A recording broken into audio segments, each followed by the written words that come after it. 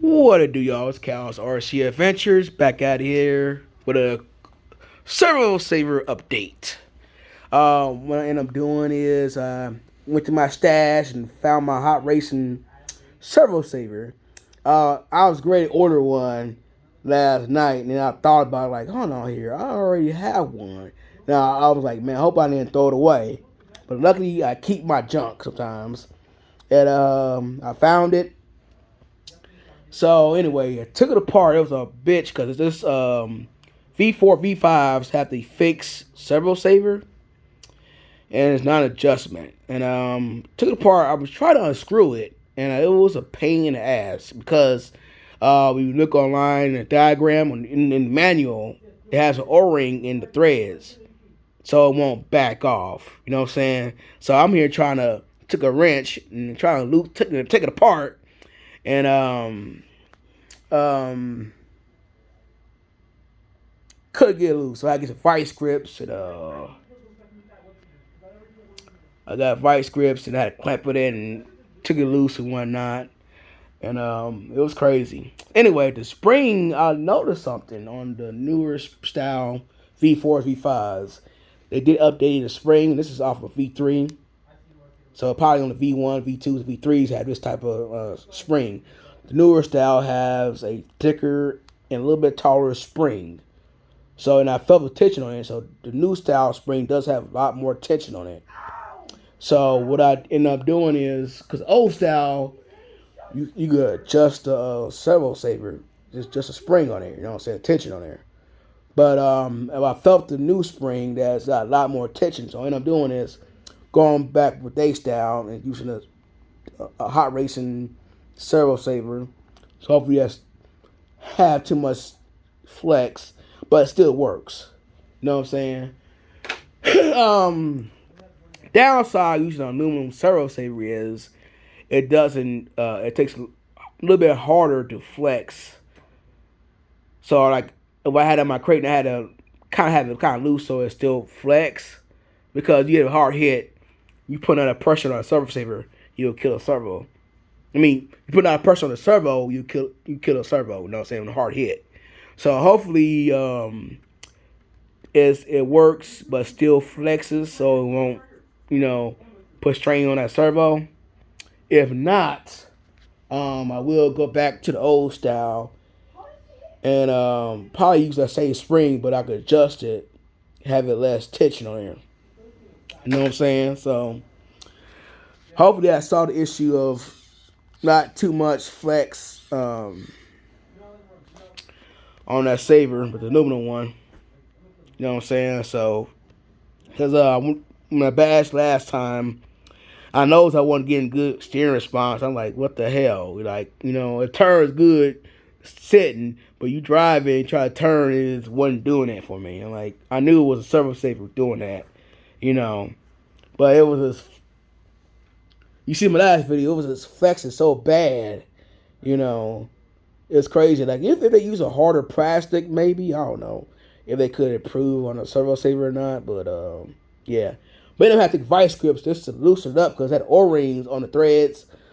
You look at the manual, you got a V4, V5.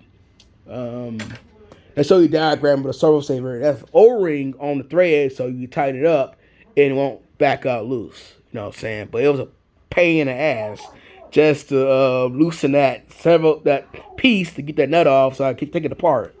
But I couldn't, have to do vice grips and get a wrench and loosen it back up. You know what I'm saying? So, yeah, again, hopefully that fixed the issues. Hopefully the weather permits. It's been kind of windy, raining. I know down south there's some issues down there, and I'm in Ohio, and it's fucking cold and windy and been raining like crazy. So hopefully, I don't know if I'm gonna charge my batteries or not. Bring it out the bass tomorrow if the weather permits. I might. I don't know. It depends.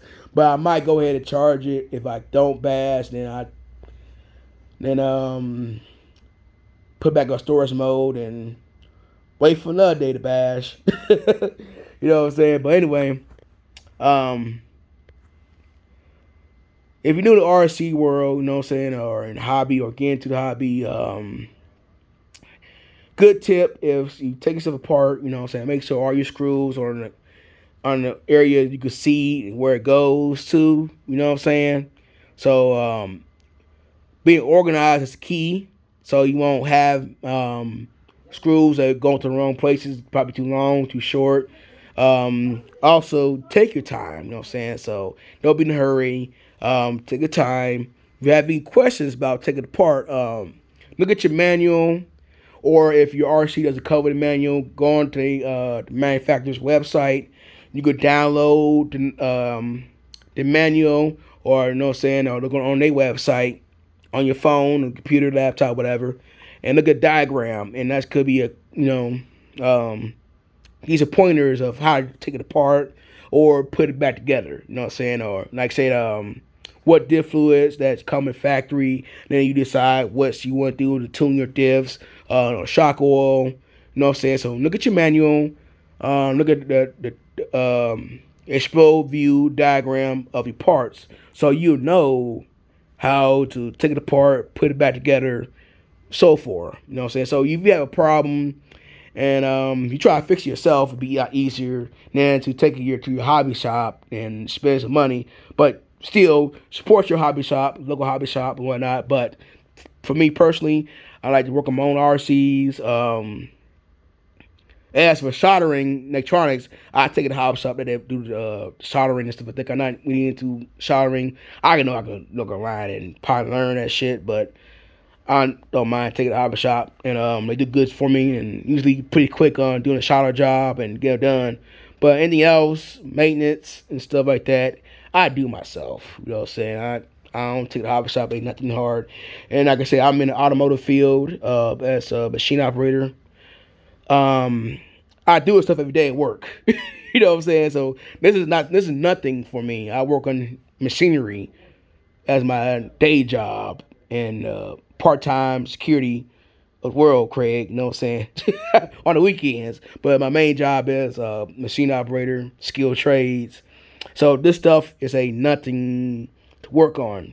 And don't mind working on it. You know what I'm saying? So like I said in my videos, you break it, fix it, bash it again. So if I wreck it, bend the chassis, and all this type of stuff, I don't care because I will fix it. If I can't fix it today, it will be fixed in a timely manner. Not today, not tomorrow, but it will get fixed. So if it breaks, um, I'll fix it. Or I see a weak spot, I'm gonna upgrade it. You know what I'm saying? This and that. I'm not going too crazy upgrades and all like that, but yeah. If I break it, I fix it. No crying. I'm just take it apart, build it. No big deal, no complaints, you know what I'm saying? So yeah. And Big Brother Outcast 8S killed a servo a couple months ago. So it's been sitting. I haven't ordered a new servo yet. I killed a fifth scale servo. You know what I'm saying? So doing dumb stuff. So in probably a couple weeks I will order a servo, get that back going. So I just been sitting and not messing with it. Cause I got doing this project, you know what I'm saying, and kind of let that neglect for a little bit to get this done. You know, so yeah. Yeah, I know. I could have just probably buy a roller and did the same thing, but you know, like I don't mind building it, you know what I'm saying, kinda. Mostly Jenny's RC part. So anyway, that's it. All that waffling. This is Cal's RC Adventures. Thanks for watching my videos, commenting, you know what I'm saying. If you're new, subscribe. Um, you know, appreciate the love, yo. And again, you know what I'm saying, show some love. Hodge boy. Peace.